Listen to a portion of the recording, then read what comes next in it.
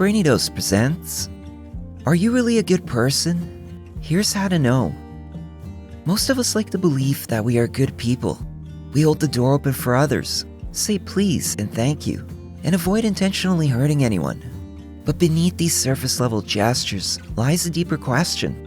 What does it really mean to be a good person? And perhaps more importantly, how do you know if you truly embody goodness? Or if you're simply performing kindness because it aligns with social expectations? The illusion of goodness. One of the hardest truths to confront is that being seen as good is often easier than being good. Many of us curate our behavior to fit the mold of what is socially acceptable. We perform acts of kindness, but may secretly expect praise or recognition in return. Are you kind because it's part of who you are, or because you like the image it creates of you? In a world where social media highlights our best moments, this line becomes increasingly blurred. We post our charity work, random acts of kindness, and thoughtful gifts. But would we still do these things if there was no audience? When no one is watching, do you extend the same grace to people who inconvenience you, frustrate you, or cannot repay you? Moral complexity, the flaws we ignore.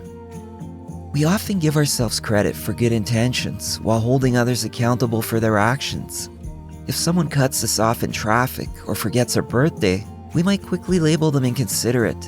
Yet when we make similar mistakes, we are likely to blame exhaustion, stress, or misunderstandings. This moral double standard can be a blind spot in self-assessment. To truly be good, we must acknowledge that goodness is not only about what we do when it's convenient or easy, but what we do when doing the right thing is difficult, inconvenient, or comes at a cost. For example, do you apologize sincerely when you're wrong? Or do you find ways to justify your behavior? Do you speak up against injustices when it's unpopular? Or do you stay silent to avoid discomfort or social rejection? Do you show patience and empathy to strangers who can offer you nothing in return? The shadow self, confronting our dark corners. Carl Jung, the famed Swiss psychologist, introduced the idea of the shadow self, the hidden part of our psyche that harbors selfishness, jealousy, anger, and even cruelty. Being a good person doesn't mean erasing the shadow self, but rather acknowledging its existence and striving to understand it. Many of us suppress our darker impulses, believing that denial equals goodness, but pretending these feelings don't exist can lead them to manifesting in more harmful ways, like passive-aggressive comments, holding grudges, sudden outbursts, or undermining others. Reflecting honestly on your weaknesses and flaws can help you develop genuine compassion for yourself and for others. The selfless versus the self-sacrificing. Another common misconception about goodness is that it requires self-sacrifice to the point of depletion.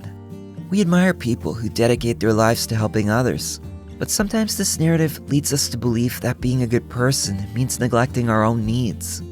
Genuine goodness doesn't require becoming a martyr. It involves striking a balance between helping others and maintaining healthy boundaries.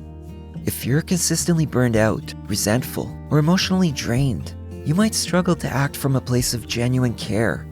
Goodness flourishes when it is fueled by a sense of inner peace and balance. Defining your own moral compass. It's easy to adopt society's definitions of goodness without questioning them. However, true moral growth requires us to develop our own moral compass. Think about this. What values guide your decisions? Do you prioritize kindness even when it conflicts with your ego or convenience? Are you willing to challenge your biases and assumptions? Goodness calls for reflection, effort, and the courage to admit when you fall short. Everyday opportunities to practice goodness. Being a good person often shows in the small, daily choices we make. This includes listening without interrupting when someone needs to be heard, choosing not to spread gossip even when it's tempting, extending forgiveness when someone admits fault, and yes, even returning that shopping cart instead of leaving it in the parking lot. Small actions add up, creating ripples that extend outward into your relationships and community. The courage to be honest with yourself.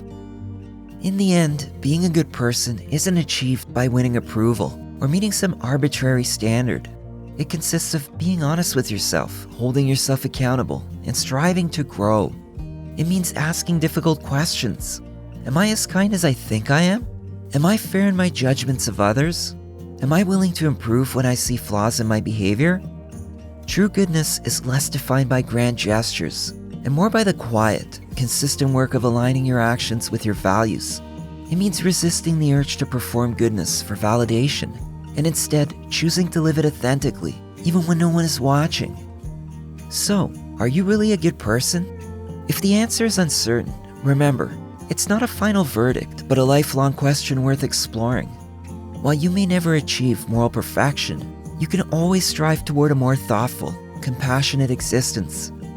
If you enjoyed this video, give it a thumbs up and share it with your friends so we can keep making them. For more videos like this, hit the subscribe button and don't forget to click on the notification bell.